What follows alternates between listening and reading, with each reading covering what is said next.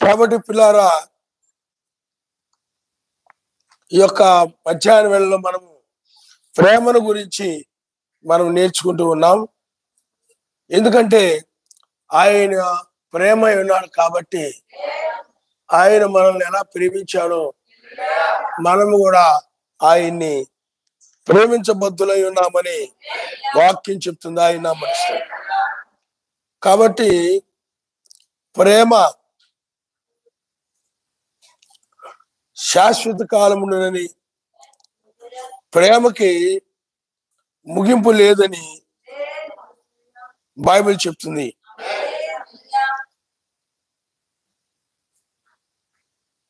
అయితే మనం ఇప్పుడు యోహాను సువార్త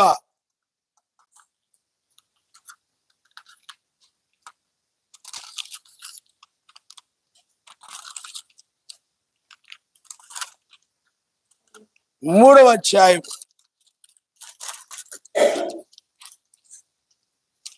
యోహాను సువార్త 3వ అధ్యాయము 16వ వచనం.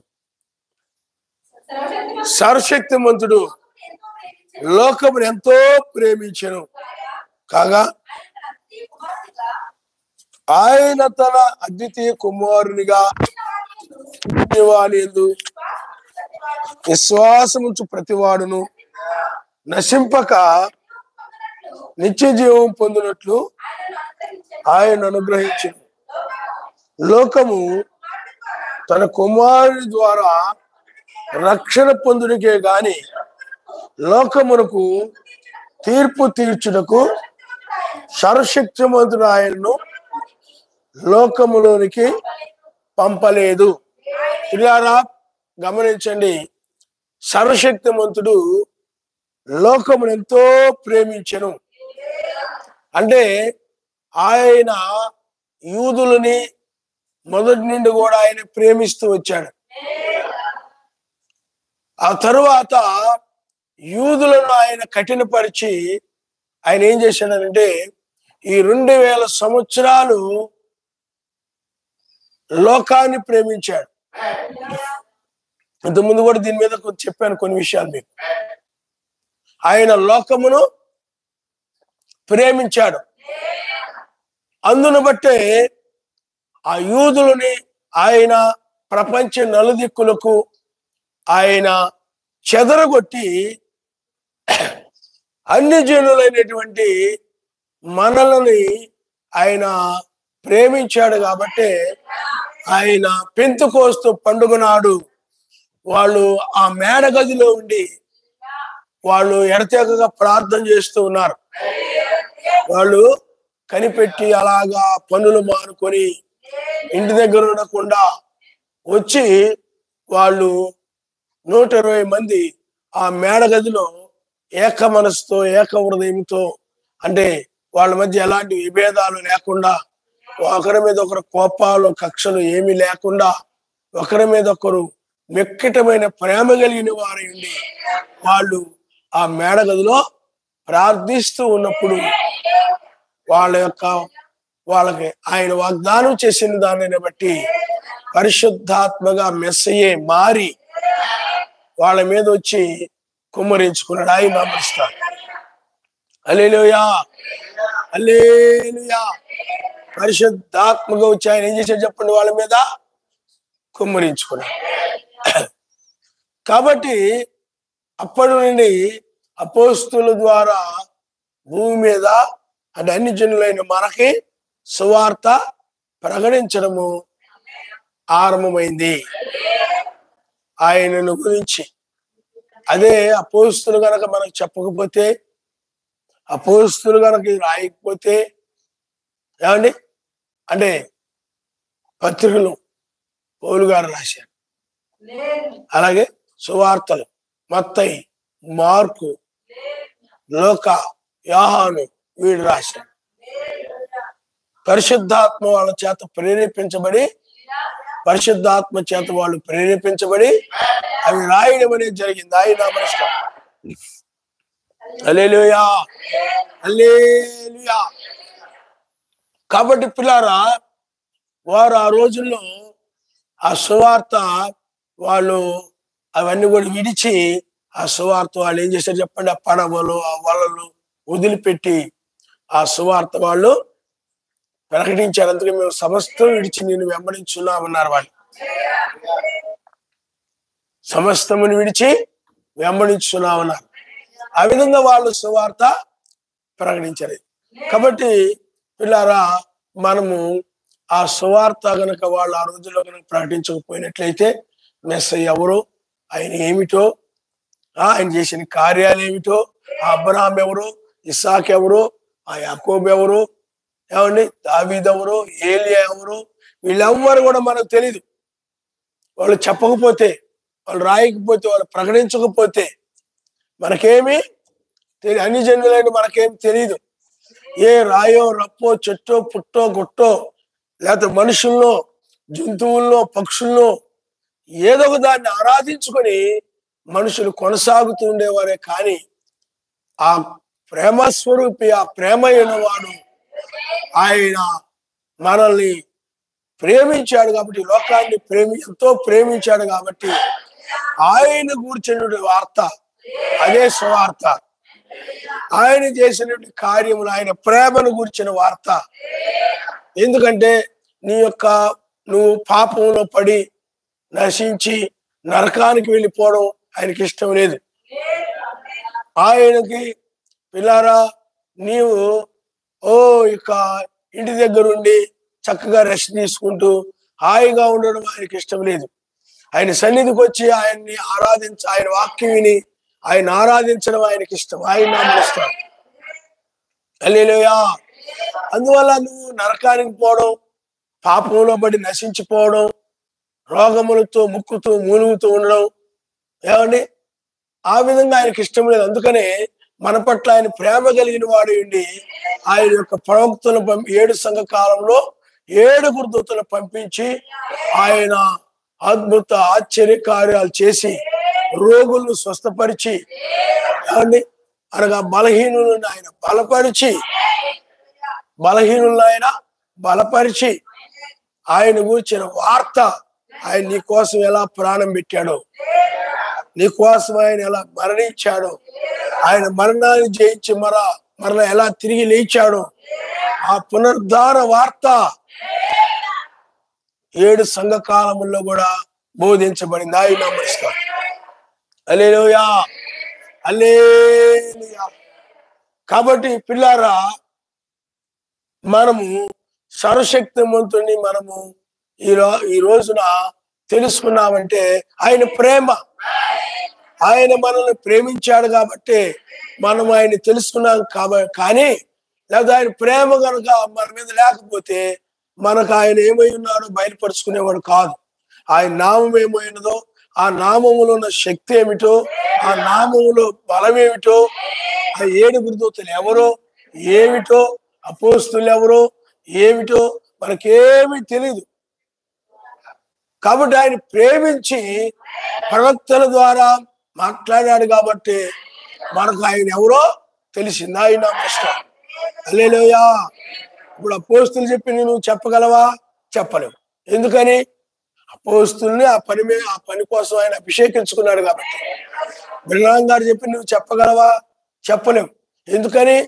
బ్రహ్నాం గారు ప్రవక్త కాబట్టి ప్రవక్త ద్వారా ఆయన మాట్లాడతాడు. విశ్వాసం వేరు, ప్రవక్తలు వేరు. అలాగే ఇప్పుడు నేను చెప్పే నువ్వు చెప్పగలవా? చెప్పలేవు. ఎందుకు చెప్పలేవు అంటే అది ఆయన నన్ను అభిషేకించుకున్నాడు కాబట్టి ఆ అభిషేకాన్ని బట్టి చెప్తున్నాను తప్ప ఆ అభిషేకం లేకపోతే ఎవరు ఏమీ చెప్పలేరు. కాబట్టి ఆ విధంగా ఆయా కాలములో ఆయన దూతలను పంపించి ఆయన ప్రేమను బయలుపరుచుకున్నాడు. ఆయన ప్రేమను ప్రకటింపజేసుకున్నాడు. ఆ విధంగా ఆయన మనల్ని ఎంతో ప్రేమించాడురా. యూదుల కంటే కూడా మనల్ని ఎక్కువగా ప్రేమించాడు. యూదులను మన కోసం ఆయన కఠినపరిచాడు రా. మన అంటే ఎంత ప్రేమ ఆయనకి.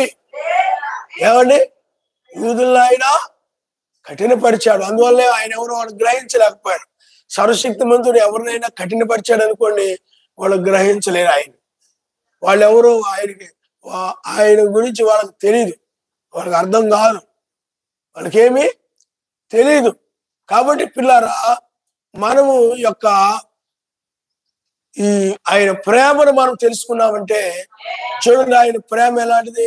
కీడుకు ప్రతి కీడు చేసేటువంటి ప్రేమ కాదు. ఆయన ప్రేమ శత్రువులకు కూడా మేలు చేసినటువంటి ప్రేమ. తను హింసించిన వారికి, బాధించిన వారికి, తృణీకరించిన వారిని కూడా, అలాగే మంచి వారిని కూడా సమముగా ప్రేమించగలిగినటువంటి ప్రేమ అయింది. చాలా మంది మంచి వారిని ప్రేమిస్తారు, కానీ ఇదిగో ఈయన చెడ్డోడు, ఈయన మంచోడు కాదు అని చెప్పి చాలా మంది ప్రేమించరు. లేకపోతే ఈవిడ చెడ్డది, ఈవిడితో నేను మాట్లాడను, ఈవిడ ఇంకా అసలు నేను పలకరించను అని చాలా మంది ఏదో ఒకటి మనసులో పెట్టుకొని, ఆ విరోధ ఆలోచన మనసులో పెట్టుకొని వాళ్ళతో వీళ్ళతో మాట్లాడకుండా, ప్రేమ కలిగి ఉండకుండా, ప్రేమ చూపించకుండా ఉంటుంటారు. కానీ అది తప్పు. అందరి పట్ల కూడా నువ్వేం చేయాలి చెప్పండి? వధువు ఏది కూడా మనసులో పెట్టుకోదు. ఎవరి మీద ఏదైనా మనసులో పెట్టుకున్నారంటే వాళ్ళు నిజమైన విశ్వాసులు కాదు, నిజముగా ఆయన ప్రేమ కలిగిన వారు కాదు.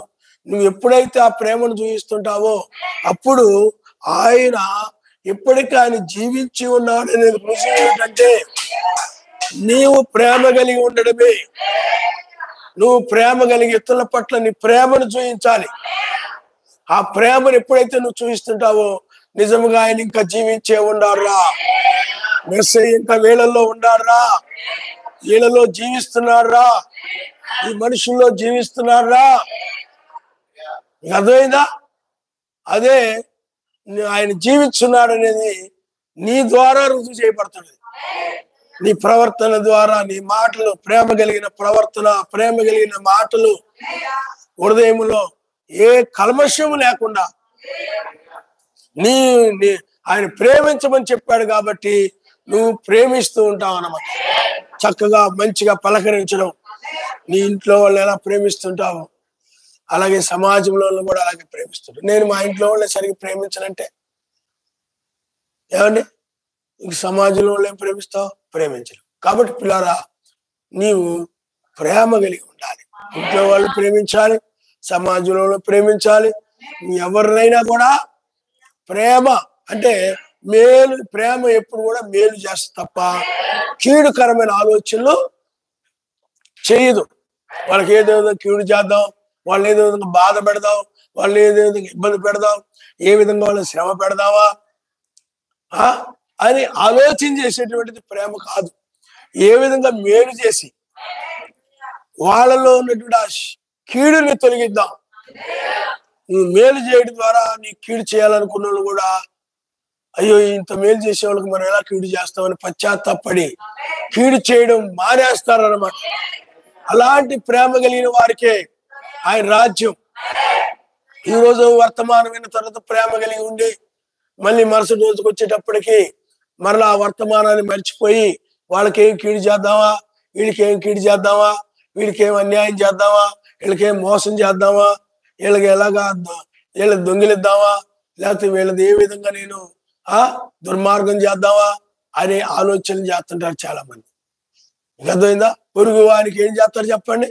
ఏ విధంగా కీడు చేద్దామని ఆలోచిస్తుంటారు. ఏ విధంగా కీడు చేద్దాం ఏమండి అని ఆలోచన చేస్తుంటారు అనమాట. ఇలాంటి వారందరూ కూడా ఆయన పిల్లలు కారు, ఆయన రాజ్యానికి వారసులు కారు. కాబట్టి ప్రేమ కలిగిన వారికే, అందుకనే లోకమును ఆయన ఎంతో ప్రేమించాడు. 1 యోహాను అదే ఉంది, ఆయన ప్రేమ కలిగిన వాడు కనుక ఆయనే మొదటగా మనల్ని ప్రేమించాడు కనుక మనము కూడా ప్రేమ కలిగి ఉండాలని బైబిల్ చెప్తుంది. కాబట్టి ఆయన ఏదో తన వాళ్ళనే కాదు, ఏమండి, యూదుల్ని ఎలాగా ప్రేమించాడు వాళ్ళనే కాదు, అన్ని దేశాల ప్రజలు ప్రేమించారు, అందరినీ ప్రేమించాడు. అమెరికాను ప్రేమించాడు, మన ఇండియాను ప్రేమించాడు, చైనాను ప్రేమించాడు, రష్యాను ప్రేమించాడు, ఏమండి, అలాగే జపాన్ ప్రేమించాడు, ఆస్ట్రేలియాను ప్రేమించాడు, బ్రిటన్ ప్రేమించాడు, యూరప్ను ప్రేమించాడు, కెనడాను అన్ని దేశాలను కూడా ప్రేమించాడు. కాబట్టి ఆ కాలంలో గాని, ఈ లౌదీయ సంఘ కాలంలో గాని, ఈ 7 సంఘ కాలాల్లో కూడా ఆయన యొక్క ప్రేమ ప్రకటింపజేశాడు. ఎందుకు అంటే ఏమిటి ఆయన ప్రేమ అంటే, నువ్వు నీ పాపాలు ఒప్పుకున్నట్లయితే ఆయన నిన్ను క్షమించడమే. అందుకని ఆ ప్రేమలో ఏమని చెప్పండి, క్షమాపణ ఉంది. ఆయన తన ఎద్దుకు వచ్చే వారిని ఆయన క్షమించేవాడు. ఆయన క్షమించేవాడు. నీ పాపాలు గనక ఒప్పుకొని నువ్వు అనగా మారు మనసు పొంది ఆయన నామములో బాప్తిజం పొందినట్లయితే నీ పాపాలు క్షమించబడి నా పిల్లలు అవుతారు, నా దేశానికి వస్తారు. ఆ ప్రేమను ఆయన చూపించాడు. ఆయన నామిస్తాడు. హల్లెలూయా. ప్రేమ లేని వాడు క్షమించడం. మనము ఈ లోకంలో రాజుల్ని, ఆ యొక్క హైందవ దేవుళ్ళని వీళ్ళందరూ చూస్తుంటాం. రాముడు, కృష్ణుడు వీళ్ళందరూ కూడా వాళ్ళ దుష్ట సంహారణ అంటే వాళ్ళకి క్షమించడం లేదు, వాళ్ళకి క్షమించే లక్షణం లేదు. కీడు చేసిన వారిని, హాని చేసిన వారిని, హింసించిన వారిని, బాధించిన వారిని, కష్టపెట్టిన వారిని చంపడమే, నాశనం చేయడమే. అది కరెక్టే కదా, ఆయన చేసేది న్యాయమే. కొన్నిసార్లు చాలా మంది మా భర్త చేసింది కరెక్టే కదా, మా భర్త చేసింది న్యాయమే కదా, వాళ్ళు అలా చేశారు కాబట్టి వాళ్ళ మీద అలా కోపం పెట్టుకున్నాడు, కక్ష పెట్టుకున్నాడు, వాళ్ళతోటి మాట్లాడట్లేదు, ముఖం తిప్పుకుంటున్నాడు, ఆయన చేసింది కరెక్టే కదా అని మీరు అనుకుంటారు. మీకు అర్థమైందా? మెస్సయ్య అలా కాదు. మెస్సయ్య అలా చేయలేదు. ఏ పగ ఏ కోపం పెట్టుకొనక ఆయన నా యొద్దకు రండి, ఇదిగో యెరూషలేమా, కోడి తన పిల్లలను తన రెక్కల కిందకు చేర్చుకొని వాళ్ళని తలంచే రీతిగా అనేక మార్లు నేను తలంచితిని గాని మీరు రానోళ్ళలేదు అన్నాడు ఆయన. కాబట్టి పిల్లారా, ప్రతి దేశాన్ని పిలిచాడు, రండి, నా నామములో మీకు స్వస్థత కలుగుతుంది, నా నామములో మీకు విడుదల కలుగుతుంది, నా నామములో మీకు అపక్షమాపణ కలుగుతుంది. మీ పాపాలన్నీ కూడా మీ తల్లిదండ్రుల వల్ల వచ్చిన పాపాలు, ఆదాము అవ్వల వల్ల వచ్చిన ఆ పాపాలన్నీ కూడా, మీ అబద్ధాలు, మీ దోష, మీ యొక్క దుర్మార్గాలు, మీ యొక్క దొంగతనాలు, మీ కొండాలు, మీ విచారాలు, మీ త్రాగుడు, ఏమండి, మీ కక్షలు, మీ దురాలోచనలు అన్నీ నా సన్నిధిలో ఒప్పుకున్నట్లయితే మేము పాపులమయ్యా, నేను వ్యభిచారనయ్యా నన్ను క్షమించయా, నేను దొంగనయ్యా నన్ను క్షమించయా, నేను త్రాగుబోతునయ్యా నన్ను క్షమించయా, నేను దురాలోచన కలిగిన వాడినయ్యా నన్ను క్షమించయా, నేను కోపిష్టయ్యా, కోపంతో ఎవరిని ఏం చేస్తానో, ఏం కొడతానో, తిడతానో, ఏం చేస్తానో తెలీదు, అలాంటి కోపిష్టిని నన్ను క్షమించయా, నేను కక్ష పెట్టుకొని మనసులో కోపం పెట్టుకొని ఎవరైనా చెప్తున్నా కానీ మొక్కు ఇలా తిప్పుకుంటూ మాట్లాడకుండా అలా ఇలా పోతుంటానయ్యా, మూగు ముద్దులా ఉంటుంటాను నేను, ఇంట్లో కూడా మాట్లాడుతున్నా మూగోళ్ళలాగా ఉంటుంటాను నేను, నన్ను క్షమించాయా. అర్థమైందా? మూగోళ్ళలాగా ఉంటారు కొంతమంది, మూగి నోరుండి కూడా. మొన్న బుధవారం ఎప్పుడో చెప్పాను అనుకుంటా, తల్లిదండ్రులకి లోబడడం కానీ ఏమండి అలాంటివి లేనప్పుడు విచ్చలెడుగా తిరిగి, స్వేచ్ఛగా తిరిగి, అడవిగాడిదిలాగా తిరిగిన వాళ్ళు, ఆయన కృప పొంది మారు మనసు పొందిన వాళ్ళ లోబడడం అనేది లేకపోతే వాళ్ళ తల్లిదండ్రుల దగ్గర నుంచి కూడా ఏమి లేదు చెప్పండి, వాళ్ళకి అలాంటి లక్షణాలు లేవు. కాబట్టి పిల్లారా, అందువల్ల మనం ఎప్పుడు కూడా వాక్యానికి లోబడు, నీ ప్రేమను ఎలా చూపించగలవంటే వాక్యాన్ని లోబడు ద్వారా. నువ్వు ప్రేమించున్నావు అని ఎలా తెలియజేయబడుతుంది చెప్పండి? ఆజ్ఞలకు లోబడు ద్వారా ఆయన ప్రేమిస్తున్నావని తెలియజేయబడతాయి. వచ్చావు, ప్రేమే. నువ్వు ఇంటి దగ్గర పనులు ఉన్నాయి, లేదా కొంచెం నీరసంగా ఉన్నా, బలహీనంగా ఉన్నా, నువ్వు వచ్చావు. దేనికి వచ్చావు? ఆయన నిన్ను ప్రేమిస్తున్నాడు కాబట్టి నువ్వు కూడా ఆయన్ని ప్రేమించి ఆయన సన్నిధికి వచ్చావు. మరలా ఆయన విన్న వాక్యం ప్రకారం లోబడినప్పుడు అప్పుడు నీవు ఆయన్ని ప్రేమిస్తున్నావు అని అర్థం. ఏదో ఈ మందిరానికి వచ్చేంత మాత్రం రక్షించబడతారు, ఈ వాక్యం విన్నంత మాత్రం రక్షించబడతారు అని కాదు.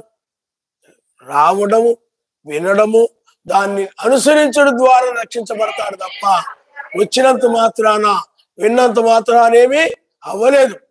నువ్వు రావడం, వినడం జరిగింది, కానీ నెరవేర్చడం అనేది ఉంది.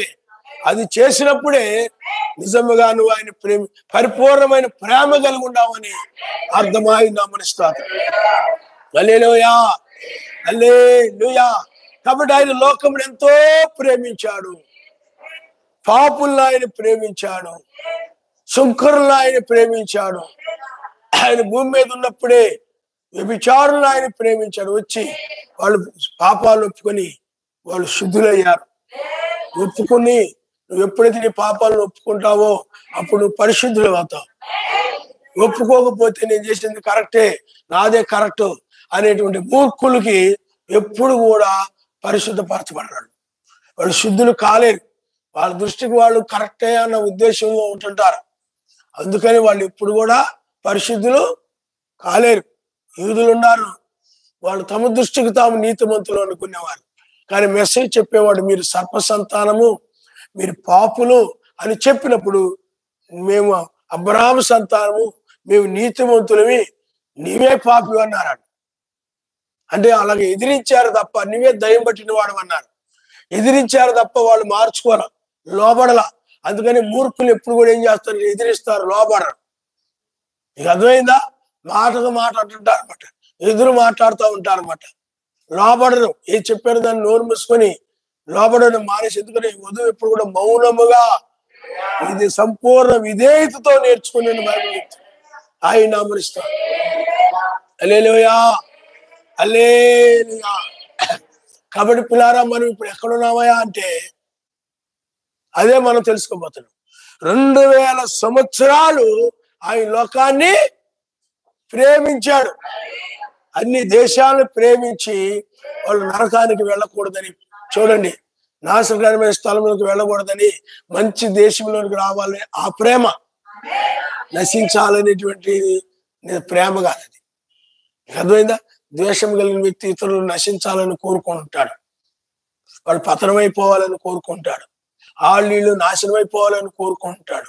ఆయన నాశనం అయిపోవాలి, నరకానికి వెళ్ళిపోవాలి కోరుకోవట్లా, ఆయన రక్షించబడాలని ఆయన కోరుకుంటున్నాడు. కాబట్టి నీ కోసమే ఆయన ప్రాణము పెట్టి, ఆ ప్రాణం పెట్టినటువంటి వార్త, ఆయన తిరిగి లేచిన వార్త నీవు కూడా నమ్మినట్లయితే, నీవు కూడా ఆయన్ని ప్రేమించినట్లయితే, నీవు కూడా ఆయన వలె మరణించి తిరిగి లేస్తావు. హల్లెలూయా.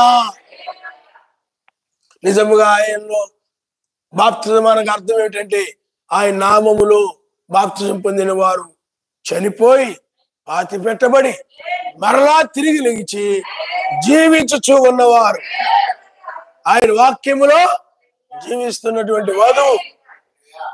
నువ్వు నామములో బాప్తిజం పొందావంటే నీ గత పాపాలన్నీ కూడా క్షమించబడ్డాయి.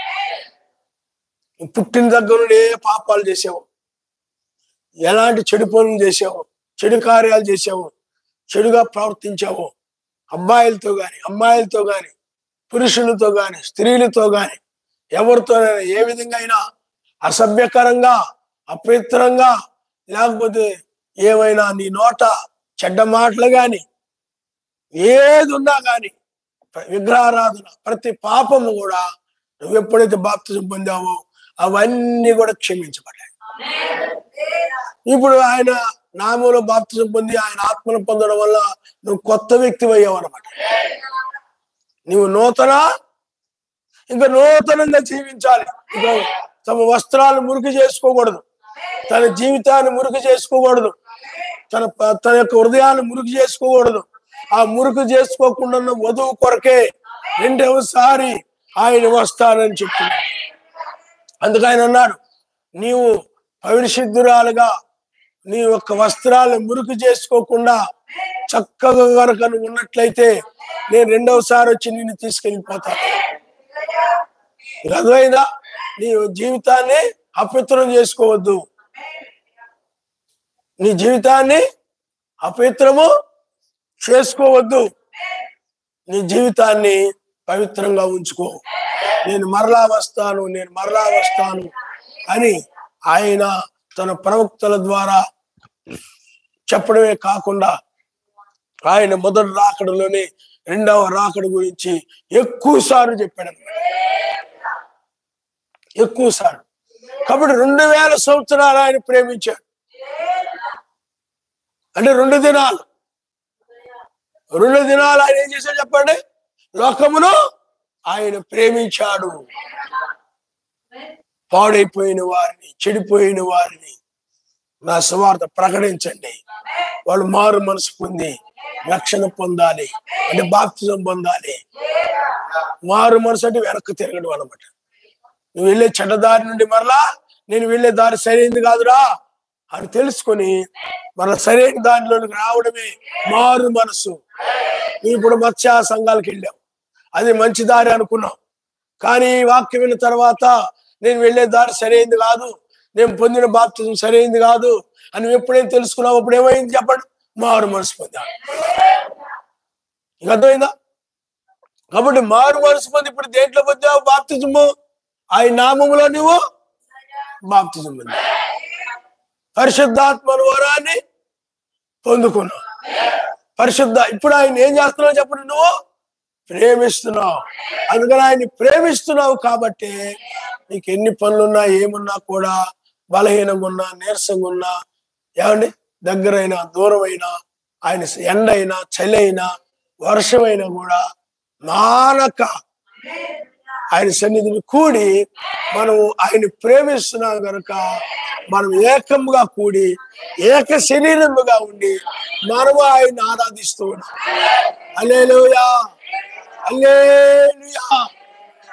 కాబట్టి ఇప్పుడు అందుకని ఆయన ఎలాగైతే ప్రేమ కలిగిన వాడుగా ఉన్నాడో నీవు కూడా అదే విధంగా ప్రేమ కలిగి ఉన్నాడు.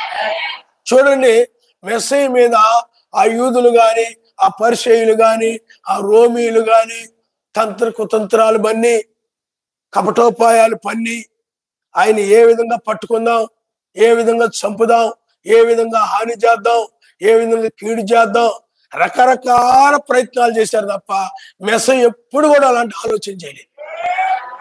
ఎప్పుడైనా చేశాడు అలాంటి ఆలోచనలు? చేయలా.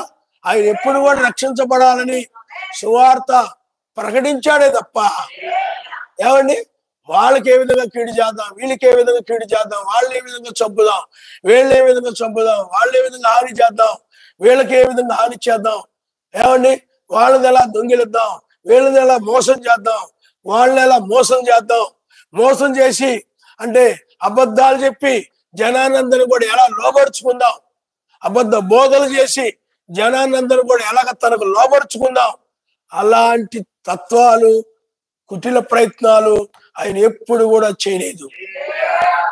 ఆయన ప్రేమ ఎప్పుడు కూడా కుటిల ప్రయత్నాలు చేయదు. ప్రేమ ఎప్పుడు కూడా ఏం చేయాలి చెప్పండి? క్షేమాభివృద్ధిని కోరుతుంది, ప్రేమ సరిదిద్దుతుంది, ప్రేమ రక్షిస్తుంది. ఆయన పాపం నుండి రక్షించడానికి, చెడుతల నుండి బయటకు లాగడానికి, మురికి నుండి బయటకు లాగడానికి, గర్వం నుండి బయటకు లాగడానికి, కోపం నుండి కక్ష నుండి బయటకు లాగడానికి దురాలో ఈ విధంగా ఆయన ప్రయత్నం చేశాడు తప్ప ఆయన ఏ విధంగా దుష్టాలోచన చేయలేదు. ఎవరికి విరోధంగా ఏ విధంగా చంపుదామా అలాంటి ఆలోచనలు ఆయన ఎప్పుడూ చేయలేదు. అందుకని ఆయన ప్రేమరాజు. ప్రేమరాజు యేషువా మళ్ళీ వచ్చాడు.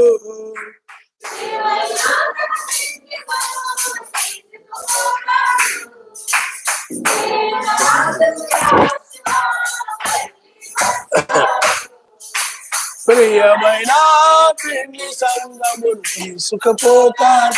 హల్లెలూయా. అందుకని ఆయన ప్రేమరాజు అనే పేరు. ఆ జీవితం అంతా ప్రేమ, ఆ జీవితం అంతా ప్రేమ.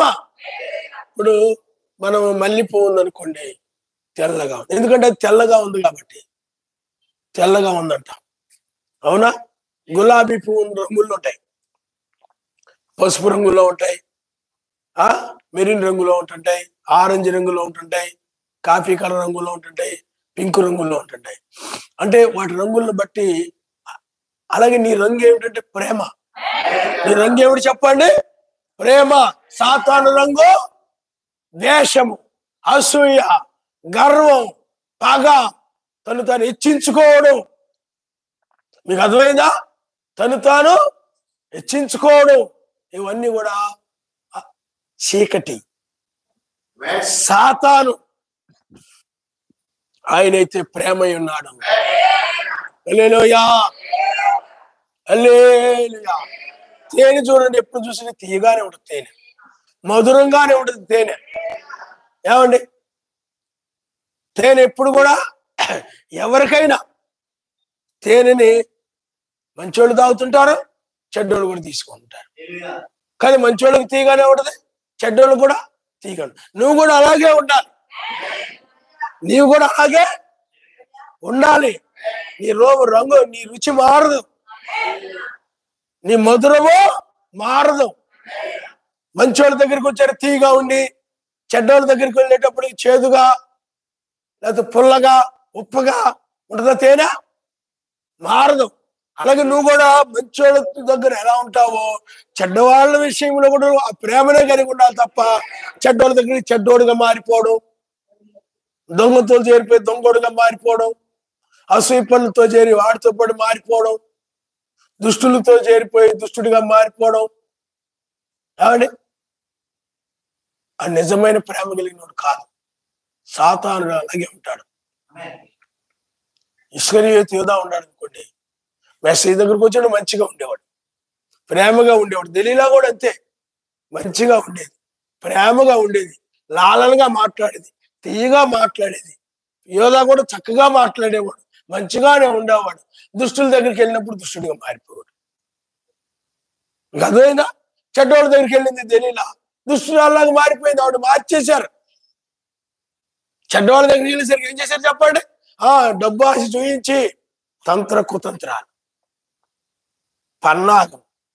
ఆ దెలీలా తీగా మాట్లాడుతుంది కానీ లోపల ఏముంది చెప్పండి? వేషం ఉంది, పగ ఉంది. యోధా ఉన్నాడు, తీగా వచ్చి ముద్దు పెడుతున్నాడు కానీ లోపల ఏముంది చెప్పండి? ఆ ధనాన్ని ఆశించి. కాబట్టి ప్రేమ అలా ఉండదు, అలాంటి కుటిలమైన పనులు చేయదు. పరిచయంలో, సద్దుకాయంలో, లేకపోతే ఫిలిష్తీన్లో ప్రేమ లేదు. ఆ ప్రేమ ఉంటే అలాంటి పనులు చేయరు. ఆ నీతిమంతుడి మీద, ఆ పరిశుద్ధుడి మీద, పాపము లేనటువంటి ఆయన మీద ఈ యొక్క దుష్టులు అలాగ తంత్ర కుతంత్రాలు బలుతారు, మోసపు పన్నాగాలు బలుతారు. ఏ విధంగా చంపాలా, ఏ విధంగా నాశనం చేయాలా, ఈ ప్రపంచాన్నంతా తన చేతులకు ఎలాగ తీసుకోవాలా అని చెప్పి సాతానుడు ఆదాము అవ్వల దగ్గరికి చేరి తంత్రాన్ని బందేశాడు. మీరు చావనే చావరు, ఈ తిన్ను దినమున మీరు ఎలా ఉంటారు? దేవతల వలె ఉంటారు. మాట మార్చేశాడు, ఆయన వాక్యాన్ని మార్చేశాడు. ఆయన వాక్యాన్ని మార్చి బోధించడమే మోసం చేయడం సుమా. ఆయన ఒక్కడైతే ముగ్గురిని మార్చి బోధించడమే మోసం చేయడం సుమా. ఆయన రెండవ రాకడ వేపు చుక్కు ద్వారా జరుగుతుంది, అయితే వధువు ద్వారా జరుగుతుందని చెప్పడమే మోసం చేయడం సుమా. రెండవ రాకడ వధువు ద్వారా జరుగుతుందట, మోసం అది. బైబిల్లో వేకు చుక్క ద్వారా జరుగుతుందని. హల్లెలూయా. అదేంటి వేకు చుక్క అంటే? వేకు దూత అంటే ఒక వర్తమానికుడు. వేకుజామున ఒక వర్తమానికుడు ఉంటాడు. ఆ నక్షత్రం యొక్క భావం అది, అర్థం అది. దాన్ని మార్చేసి వధువు ద్వారా జరుగుతుందని అబద్ధం చెప్తుంటారు. అర్థమైందా? ఒకసారి వేకు చుక్క గురించి ఏదో ఒక ఆయన ఏదో మాట్లాడాడు అనమాట. అంటే నేను అన్నాను, అసలు వేకు చుక్క అంటే అర్థం చెప్పండి అన్నాను. చెప్పండి అంటే, వేకు చుక్క అంటే వేకు జామున, చుక్క అంటే దూత. మరి దూత అంటే ఎవరు? వర్తమానికుడు. మరి వేకు చుక్కనిచ్చిందంటే వేకు జామునకు వర్తమానికుడు ఉంటాడని అర్థమా కాదా అన్న. అవును అన్నాడు. ఆయన ఇష్టం. మరి ఇప్పుడు ఉండాలా లేదా అన్న. పగటికి ముందు ఒక వర్తమానికుడు ఉండాలా లేదా అంటే ఉండాలి. మరి వర్తమానికుడు ఏం చేస్తాడు చెప్పండి? వర్తమానము బోధించేవాడినే వర్తమానికుడు అంటారు. ఆ వర్తమానికుడు ఆ అభిషేకాన్ని కలిగి ఉంటాడు కాబట్టి ఆ అభిషేకమే ఆయన వర్తమానికుడు అని తెలియజేస్తుంది, ఆయన నామనిస్తారు. కాబట్టి ఇప్పుడు ఆ ప్రేమ స్వరూపమైనటువంటి వాడు ఇప్పుడు ఆయన స్వచ్ఛమైన ప్రేమ కలిగినటువంటి ఇస్కరియోతు యోధా లాగును. ఏమండి, అలాగే పిల్లారా దెలీలా లాగును దావీదు లాగనో, దావీదు కూడా ఏం చేశాడు చెప్పండి? కపటాన్ని పన్నాడు. ఎలాగా? బెత్షెబా యొక్క భర్తని యుద్ధానికి పంపించి యుద్ధంలో ముందు వరుసలో నిలబెట్టమని చెప్పాడు. మీకు అర్థమైందా? యుద్ధంలో ముందు వరుసలో నిలబెడితే దరిద్రం వదిలిపోద్ది, అప్పుడు బెత్షెబా నా సొంతం అయిపోద్ది అని తంత్ర కుతంత్రాలు పన్నాడు దావీదు. ఏమైపోయాడు? బెత్షెబాని చేసుకున్న తర్వాత సర్వశక్తిమంతుడు శిక్షించాడు. కొన్నిసార్లు దావీదు సొంత బుద్ధితో నడిచేవాడు, ఆయన ముట్టుకాలేసేవాడు. అది ఆయన ప్రేమ. నిజంగా ఆయన ప్రేమించేవాడు. ఆయన ఏం చేస్తాడు చెప్పండి? తన దారి తెచ్చుకోవడానికి, ఆయన వైపు తిప్పుకోవడం కోసం ఆయన శిక్షిస్తాడు. అది ఆయన ప్రేమ. దావీదు ఆయన చెప్పకుండా ఏదో చేయాలనుకునేవాడు. నాకు తెలుసు, నేను చేయగలను, సర్వశక్తిమంతుడే కాదు, సర్వశక్తి లేకపోతే ఆ ప్రవక్త కాదు, ప్రవక్త కంటే నాకు కూడా బాగా తెలుసు అనిపించుకోవాలని అక్కడ ఆ యొక్క ప్రవక్తకి ఏమీ చెప్పకుండా మనసాన్ని తీసుకొచ్చాడు. ఏమైపోయింది?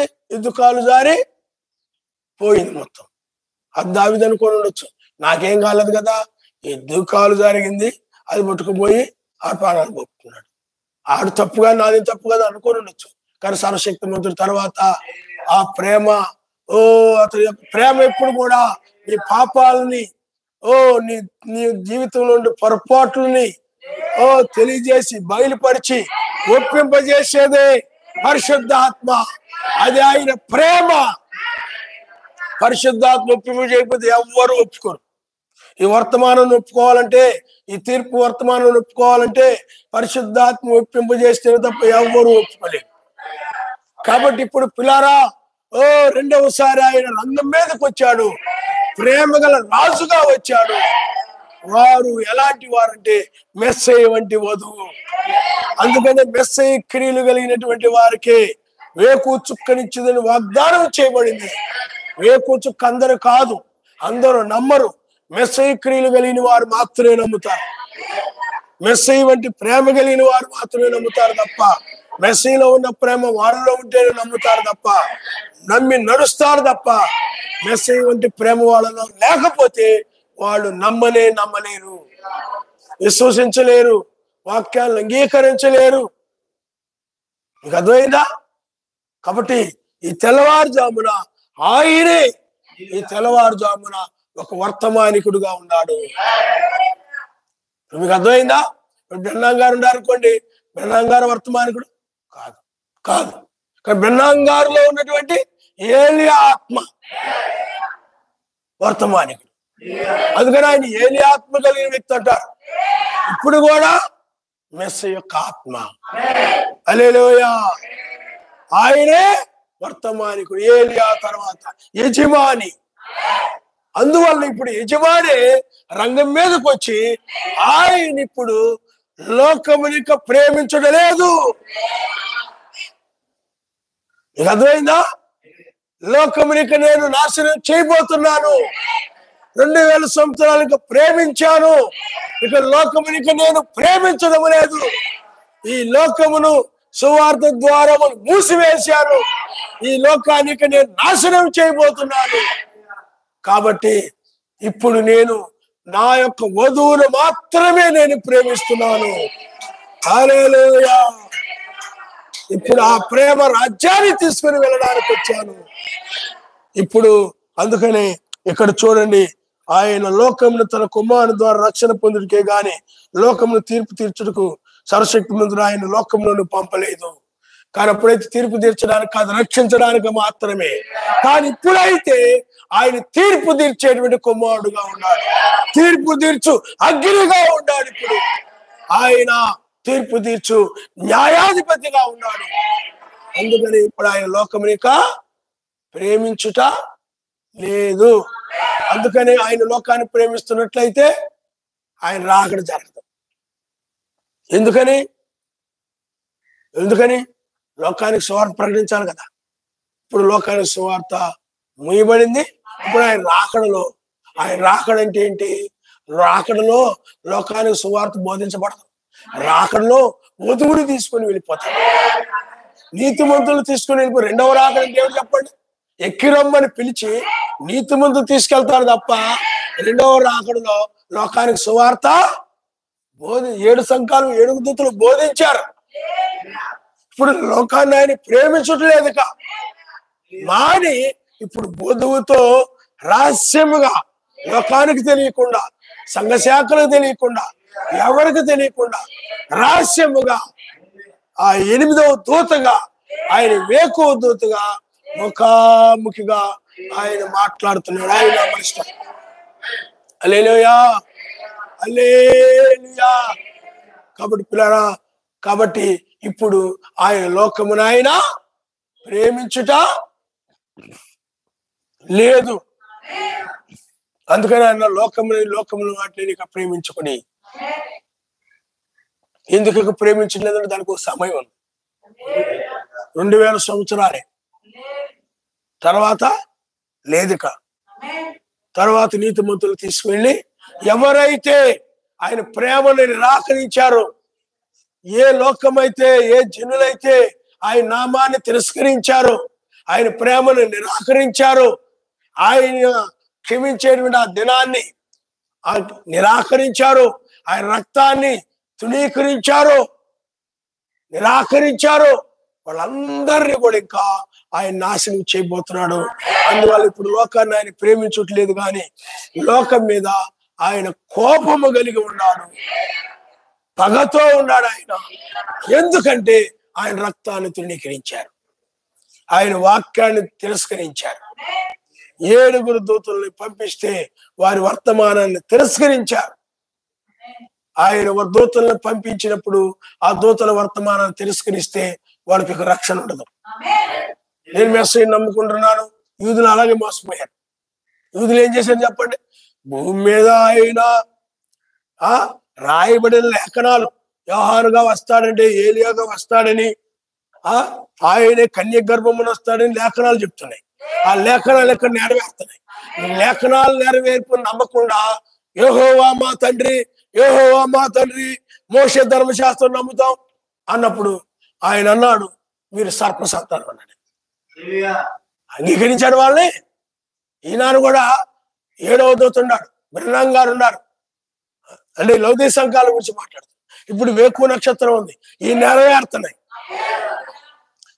నీవు నమ్మకుండా, ఏమండి, ఇవి అంగీకరించకుండా యేసు ప్రభువే రక్షకుడు, అపోస్తలుడైన పౌలుని నేను నమ్ముతున్నాను, పేతురుని నమ్ముతున్నాను, అందరు నమ్ముతున్నారు, కానీ 7వ దూతను నమ్మను, వేకువ చుక్కను రాడు. అర్థమైందా? ఎందుకంటే ఆ కాలంలో వాళ్ళలో ఉన్నాడు, నడిచాడు. ఇప్పుడు ఈ కాలంలో వీళ్ళలో ఉండి ఆయన అది గ్రహించాలి. మనం ఆయన తీసుకుపోయేది మెసేజ్, కానీ వీళ్ళ ద్వారా ఏంటి మనం వెళ్ళేది అంటారు. కానీ సర్వశక్తిమంతుడు ఈ కాలపు వర్తమానం ద్వారా ఆయన పనిచేస్తూ ఉన్నాడు. నెరవేరుతున్న లేఖనాలు గుర్తిస్తేనే, యూదులు గుర్తించలేదు, ఏమైపోయారు చెప్పండి? ప్రపంచ నలుదిక్కులకి వెళ్ళిపోయారు. మీకు అర్థమైందా? కాబట్టి పిల్లారా, మనం ఆలోచన చేసినట్లయితే ఆయన ఇప్పుడు మనల్ని ప్రేమిస్తున్నాడంటే, పిల్లారా చూడండి, లోకాన్ని ఇంకా ఆయన ప్రేమించడం లేదు. లోకం మీద ఆయన మారు మనసు పొందడం దానిని బట్టి వాళ్ళు చెడుతనాన్ని విసర్జించి త్రాగుడు, వ్యభిచారం, దొంగతనాలు, దురాలోచనలు అవి విడిచిపెట్టి ఆయన నామములో పాపములు కడిగేసుకోకుండా వాళ్ళ కోపం, వాళ్ళ కక్షలు విడిచిపెట్టి ఆయన నామములో బాప్తిసం పొంది ప్రేమ కలిగిన వారుగా మారనందువల్ల ఈ లోకాన్నంతను కూడా, ఆ మారని లోకాన్ని ఆయన నాశనం చేయాలని కోపంతో ఉండి ఆయన నాశనం చేయాలని నిర్ణయం తీసుకొని వచ్చాడు. కాబట్టి నాశనం చేయాలని వాళ్ళు నిర్ణయించుకున్నాడు. కాబట్టి మనం రక్షించి నాశనం చేయబోతున్నాడు. ఆయన నమ్మరిస్తాడు. హల్లెలూయా. అందువల్ల లోకము ఇంకా కాల్చివేయబడుతుంది. ఈ 2000 సంవత్సరాల లోకాన్ని ప్రేమిస్తున్నాడు కాబట్టి ఈ లోకం ఉంది. ఒక లోకానికి ప్రేమించలేదు కాబట్టి ఇక లోకము ఉండదు. ఈ లోకం ఇంకా ఇలాగే ఉంటుంది అనుకున్నావేమో, ఈ బోధలు ఇలాగే ఉంటాయి అనుకున్నావేమో, ఈ సంఘాలు ఇలాగే ఉంటాయి అనుకుంటావేమో, ఈ మందిరాలు ఇలాగ ఉంటాయి అనుకున్నావేమో. ఏముండవు. ఈ చివరి సమయంలోనైనా నేను ఎప్పుడు కూడా ఏదో ఒక మందిరం కట్టాలనుకోరా. నీకు అర్థమైందా? అనుకోలేదు. మన చర్చిలో కొంతమంది అప్పుడు వాళ్ళు, మీ ఎక్కడ స్థలం చూసుకోండి పాస్టర్ గారు, మేము డబ్బులు ఇస్తాం 5 అన్నప్పుడు కూడా చూశాను, కానీ అక్కడ దొరకల, వదిలేశా. చివరి సమయంలో ఆయన బయలుపరిచిన దానిని బట్టి హల్లెలూయా, హల్లెలూయా, కడవరి మహిమ, కడవరి మందిరము, మొదటి యొక్క మందిరం వీలైతే అని చిత్తమైతే నేను మీటింగ్స్ లో మరలా దాని గురించి చెప్పడం జరుగుతుంది. కాబట్టి పిల్లరా, మించి ఉంటుందని వాక్యం చెప్తుంది, దానిని మనము సమాప్తమైందని మనము చూడగలుగుతున్నాం. ఆయన హల్లెలూయా. ఓ రాబోయేటువంటి 1000 ఏళ్ల పాలన దీనికి ఏమండి, ఇది ఛాయగా ఉండబోతుంది. ఇది ఛాయ. ఇక్కడ నువ్వు ఎలా ఉంటే అక్కడ అలా ఉంటావు.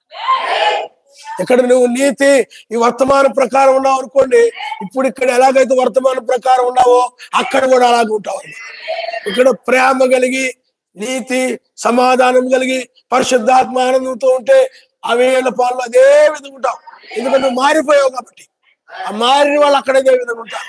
ఇక్కడ నువ్వు ఇంకా మారకుండా కుళ్ళి ముఖం వేసుకొని, దొంగ ముఖం వేసుకొని, ఆ ముఖం తిప్పుకుంటూ, ఏమండి గర్వంతో, అసూయతో, విరోధంగా ఉంటూ, సమాధానం లేకుండా, క్షమించకుండా, ఆన్ చేశారు క్షమించి మంచిగా ఉండు, కానీ క్షమించకుండా మనసులో పెట్టుకొని ఇలాగా అన్ని వలె లోకస్తుల వలె ఉండేవారు ఎక్కడే ఉండిపోతారు.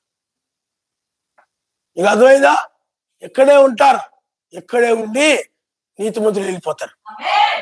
వెళ్ళిపోయిన తర్వాత ఈ భూమి మీద ఉండి వాళ్ళు ఇల్లు కలిగి ఉంటారు, ఈ మందిరాలు కలిగి ఉంటారు, అన్ని కలిగి ఉంటారు, కానీ నరకంకి వెళ్ళిపోతారు. ఏమి రక్షించవు వాళ్ళని. రేపు నీ మందిరాలు, ఈ డబ్బు, ఈ ఆస్తులు, ఈ బంగారాలు, నీ బిల్డింగులు, నీ ఇల్లు ఏమి నిన్ను రక్షించవు. అర్థమైంది? అందువల్ల విడబడిన వారిని ఏ ఉగ్రదిన ముందు ఆస్తి అక్కడకు రాదని బైబిల్. ఇవేమి నిన్ను రక్షించవు. కాబట్టి మనము చివరి కాలంలో మనము ప్రేమ కలిగి ఉండడమే ముఖ్యం.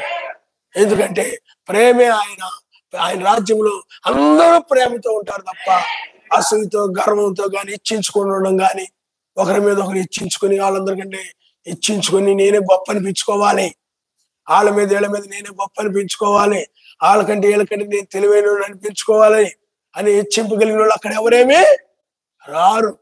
వాక్యానికి విరోధంగా ఇక్కడ ఉన్న వాళ్ళందరూ కూడా ఇక్కడే ఉండిపోతారు. భూమి వాక్య ప్రకారంలో అక్కడికి వెళ్ళిపోతారు.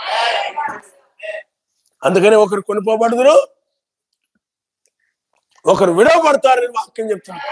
2 తిరగలి విసురుచుండగా, పొలములు 2 పని చేస్తుండగా, 2 తిరగలి విసురుచుండగా, పొలమున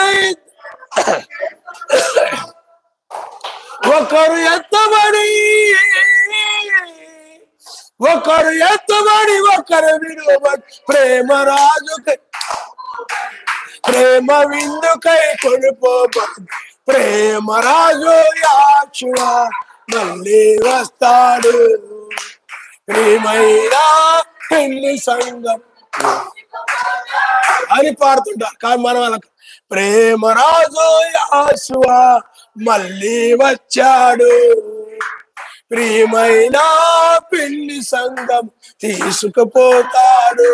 కాబట్టి ఇప్పుడు నీ తీసుకెళ్ళడానికి వచ్చాడు నీ భూమి మీద నుండి.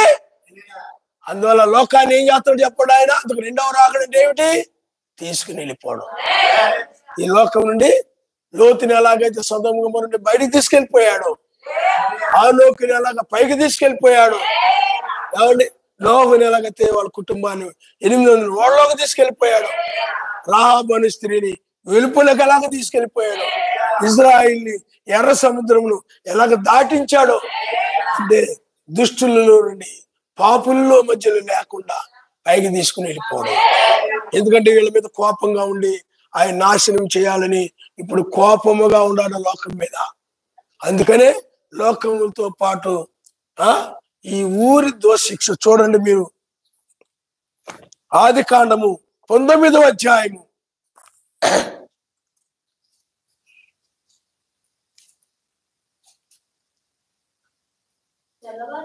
తెల్లవారినప్పుడు ఆ దూతలు లోతును త్వరపెట్టి లెమ్ము,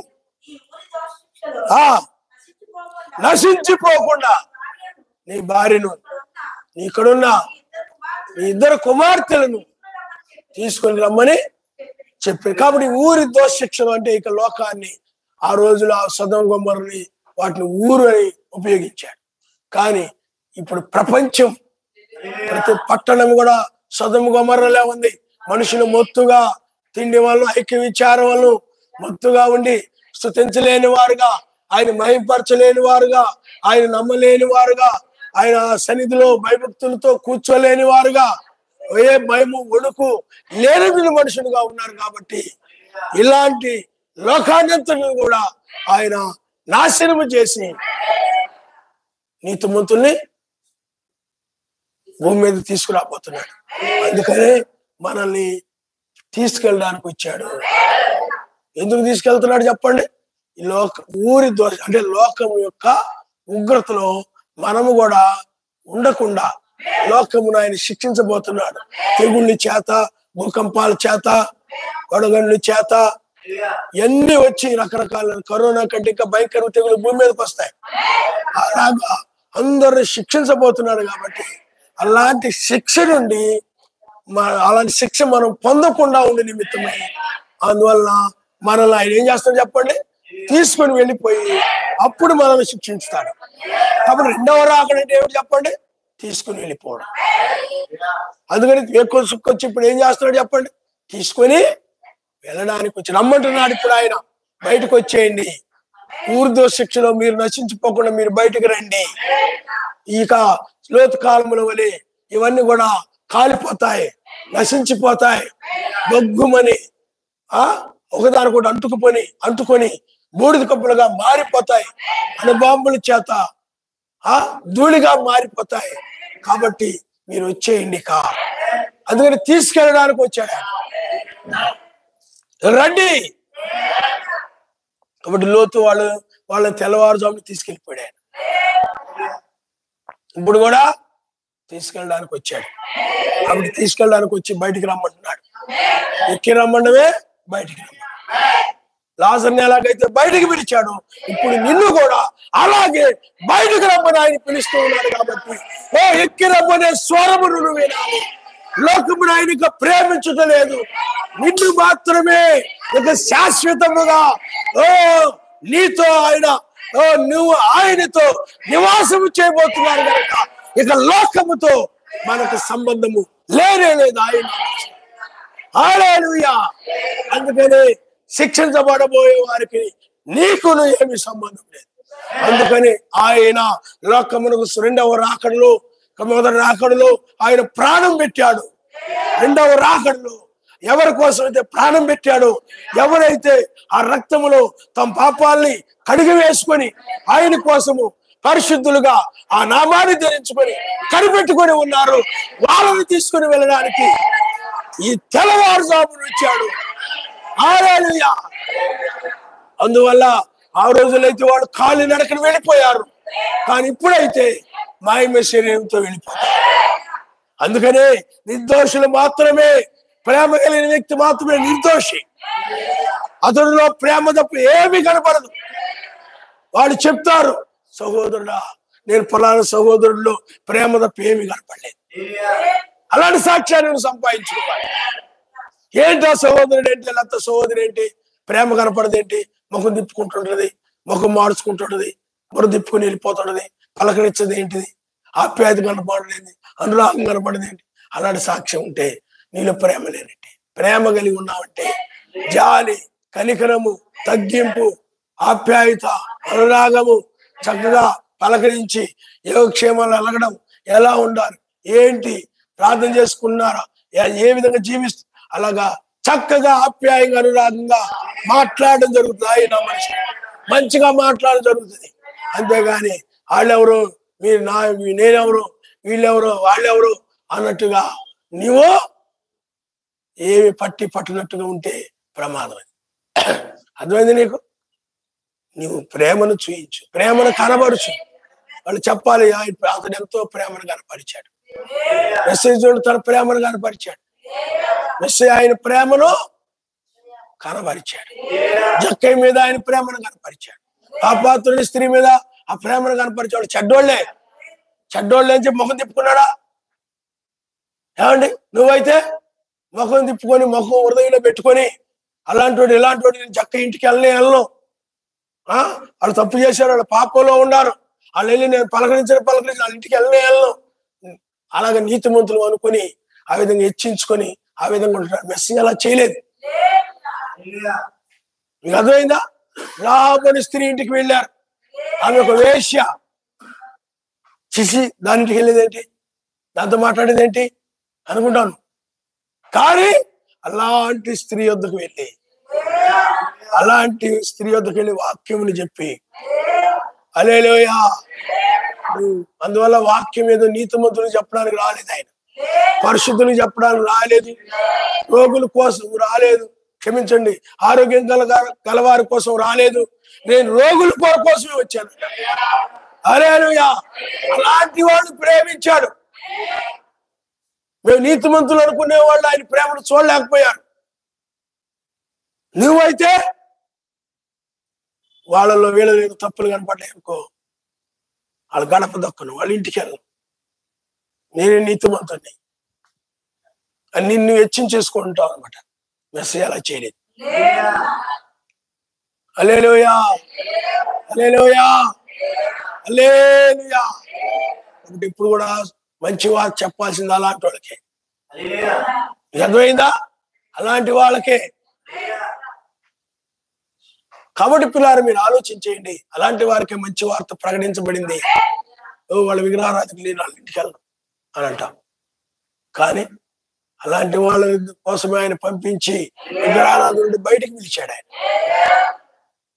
చెడ్డవాళ్ళని ఆయన ప్రేమించాడు, దుష్టులను ఆయన ప్రేమించాడు. ఆ ప్రేమను కనబరిచాడు, ఆయన కనికరాన్ని కనబరిచాడు. వాళ్ళ ఆయన బోధ విని వాళ్ళు ఏమయ్యారు చెప్పండి? మారారు. అలాంటి వాళ్ళని అలాంటి జక్క ఇంటికి వెళ్ళాడు ఆయన. హల్లెలూయా. నువ్వేం చేస్తావు? అలాంటి వాళ్ళు అసహించుకోవడం, ఛేదరించుకోవడం, చిసి అనుకోవడం. ఏమండి, నిన్ను కనికరించకపోతే నువ్వు కూడా అలా ఉండేవాడి. నీ మీద కృప చూపించకపోతే నువ్వు కూడా అలా ఉండేవాడి. ఏ తాగుబోతుగానో, తిరుగుబోతుగానో, దొంగగానో, నరహంతకుడుగానో. ఏమండి, నేను కనికరించాడు కాబట్టి నువ్వు అవన్నీ విడిచి ఆయన దగ్గర ఉండవు, కానీ లేకపోతే లోక సంబంధంగా నీవు ఉండేవాడివి. కాబట్టి పిల్లారా, ఆయన మనల్ని ప్రేమిస్తూ ఉన్నాడు. లోకముడు ఆయన ఏం చేస్తున్నాడు చెప్పండి? ఇప్పుడు లోకం మీద లోకాన్ని ఆయనక ప్రేమించడం లేదు లోకం పట్ల. ఎందుకంటే ఆయన రక్తాన్ని తిరస్కరించింది కాబట్టి. అది హెబ్రీయులకు రాసిన పత్రికలో రాయబడి ఉంటుంది ఆ మాట ఎక్కువగా. ఎందుకంటే ధర్మశాస్త్రాన్ని తిరస్కరించిన వారికే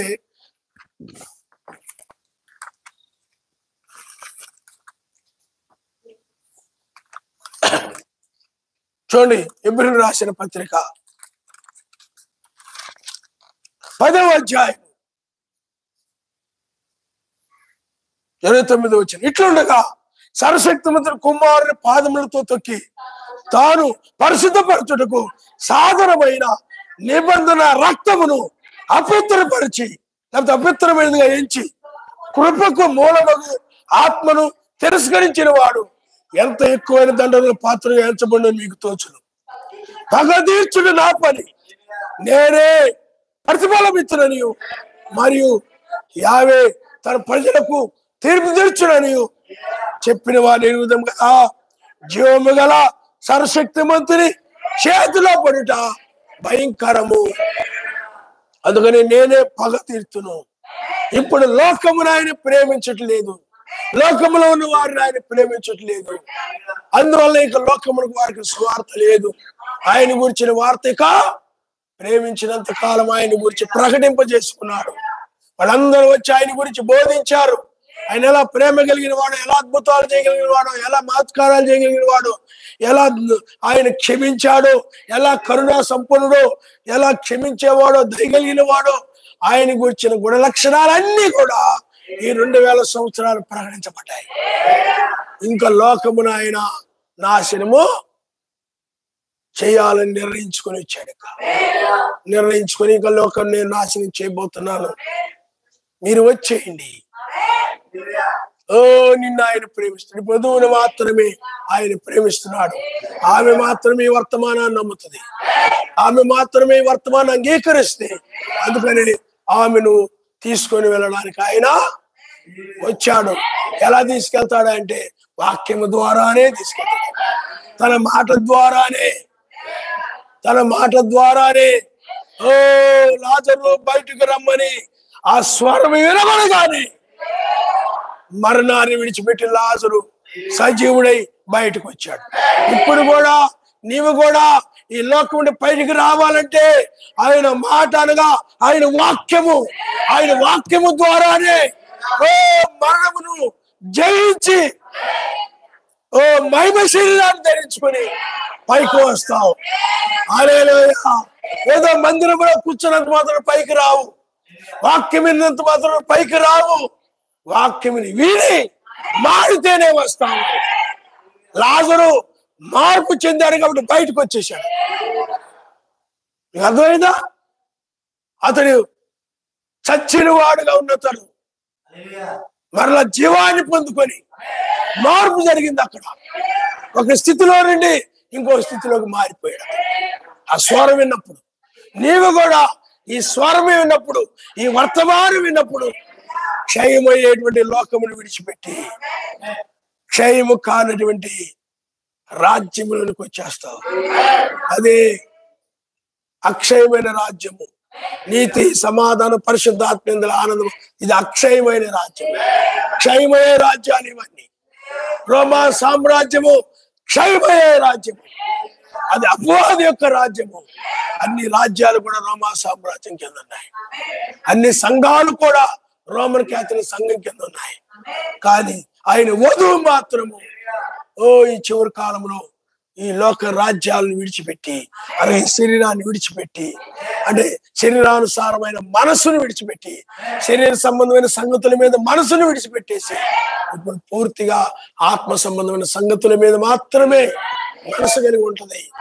ఆ విధంగా మార్పు చెందినటువంటి వధువు ఈ వర్తమానాన్ని బట్టి చూడండి, లోతు ఇంకా సొదొమ గొమొర్ర విషయాల మీద మనసు లేదు అతడికి.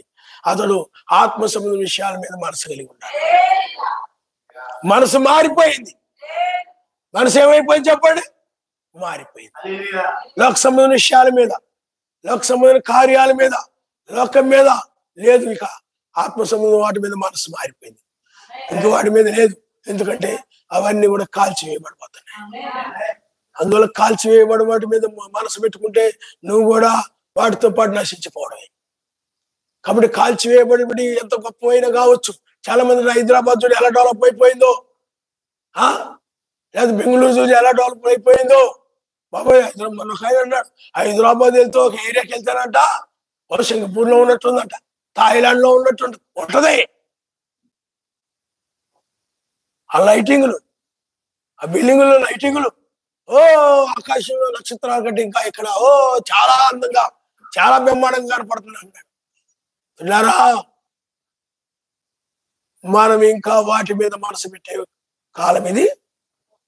కలిగి ఉన్న వాటితో సంతృప్తిగా ఉండి అది లేదు, ఇది లేదు, ఇది లేదు, అది లేదని సనుక్కుంటూ కొనుక్కుంటూ ఉండకుండా ఉన్న దాంతో సంతృప్తిగా ఉండి బైబిల్ శరీరముతో ఆయన సన్నిధిలో. అందుకని స్వరం ఏం చేస్తుందంటే దూతల యొక్క స్వరం క్షయమే దాని నుండి అక్షయతలోకి తీసుకొచ్చింది. అందులో ఈ వర్తమానం ద్వారా క్షయమయ్యేటువంటి అన్ని కూడా నీ హృదయం నుండి బయటికి పోయి ఇప్పుడు నీ హృదయము అక్షయమైన రాజ్యము. ఆ రాజ్యమే వేకువ చుక్క, ఆ రాజ్యమే ఆయన. ఇప్పుడు నీలో ఆ వేకువ చుక్క ప్రకాశిస్తూ ఉంటుంది తప్ప ఇక లోకము కనపడదు. వేకువ చుక్క అంటే ఎవరు చెప్పండి? నీతి, సమాధానము, పరిశుద్ధాత్మ. అందుకని ఇప్పుడు ఆయన రాజ్యం యొక్క సంగతులు, ఆయన రాజ్యం యొక్క సంగతులు. కాబట్టి అందుకనే వేకువ చుక్క ఆ రాజ్యం యొక్క సంగతుల్ని ఎవరి హృదయములో అయితే కలిగి ఉన్నారు ఆ రాజ్యం యొక్క సంగతుల్ని వేకు చుక్క వాళ్ళలో ప్రకాశిస్తూ ఉందంటే ఆయన రాజ్యం వాళ్ళలో ప్రకాశిస్తా ఉంది. అంటే వాళ్ళ హృదయాల్లో నీతి ప్రకాశిస్తా ఉంది, సమాధానం ప్రకాశిస్తా ఉంది, పరిశుద్ధాత్మని ఆనందం ప్రకాశిస్తా ఉంది. వారి శరీరాలు మార్పు చెంది పైకి వెళ్ళిపోతాయి. హృదయం మారందే శరీరం మారదు. ఈ వేకు చుక్క స్వరమును బట్టి ఎవరైతే స్వరమును వింటారో వారి హృదయము క్షయమైనదంతా కూడా కాల్చివేయబడి అక్షయమైనది వాళ్ళ హృదయంలో నిలిచి ఉంటుంది. వారి శరీరాలు మార్చబడి పైకి. హల్లెలూయా, హల్లెలూయా. అందుకనే సమస్త లోకమును జయించిన వారి శరీరమే మార్పు చెందుతుంది. నీవు ధనాపేక్షను జయించాలి, అసూయను జయించాలి, కోపాన్ని జయించాలి, గర్వాన్ని జయించాలి, బూతులు జయించాలి. ఏమండి? బూతుల్ని జయించాలి, లోకాశను జయించాలి, గర్వాన్ని జయించాలి. ఇవన్నీ జయించి ఎవరైతే ప్రేమ కలిగిన వారుగా మారిపోతారో, సమాధానం కలిగిన వారుగా మారిపోతారు, పరిశుద్ధాత్మల ఆనందం కలిగిన వారుగా మారిపోతారు, వారి శరీరం మార్పు చెంది పైకి ఎత్తబడుతుంది. అలాంటి ప్రేమను రెండవ రాకల్లో ఆయన తీసుకొచ్చాడు. అది ఆ ప్రేమ అంటే నీతి, సమాధానం, పరిశుద్ధాత్మ ఆనందమే ప్రేమ. ఆ ప్రేమ ఎక్కడుండదు అక్కడ ఉంటుంది. కాబట్టి పిల్లారా, ఇప్పుడు ఆ తలరాయి ఏమండి ఆయన ముఖాముఖిగా మాట్లాడడం ద్వారా నీలోనికి ఆ పరిశుద్ధాత్మ లేదా వేకు నక్షత్రము నీ హృదయంలో ప్రకాశిస్తుంది. హల్లెలూయా. ఎందుకంటే డైరెక్ట్ గా ఆయన ఎప్పుడు కూడా వధువుతో డైరెక్ట్ గా ఏమండి మాట్లాడు. ఆయన ఏం చేస్తాడు చెప్పండి? దూతల ద్వారా మాట్లాడు, ప్రవక్తల ద్వారా మాట్లాడతాడు. డైరెక్ట్ గా ఆయన ఏం చేయడు చెప్పండి? వర్తమానాన్ని ఇవ్వడం, వాక్యమును బోధించడు. మరియా మరి బైబిల్లో వాళ్ళతో మాట్లాడు కదండి. ఏమండి అదేంటి వర్తమానం? అదేమిటి చెప్పండి? ఆవిడేమన్నా సువార్త? మరి ఆవిడతో మాట్లాడినప్పుడు కూడా ఎవరు వచ్చి మాట్లాడారు? దూత వచ్చి మాట్లాడా? గాబ్రియల్ దూత వచ్చి మాట్లాడు. మరి సంసోను తల్లిదండ్రులతో ఎవరు వచ్చి మాట్లాడారు? దూత వచ్చి మాట్లాడారు. అలాగా వధువుతోటి సర్వశక్తిమంతుడు ఆయన ఏ విధంగా మాట్లాడతాడంటే ఒక పురుషుని ద్వారా ఆయన మాట్లాడతాడు. హల్లెలూయా. ఒక దూత ద్వారా ఆయన మాట్లాడతాడు.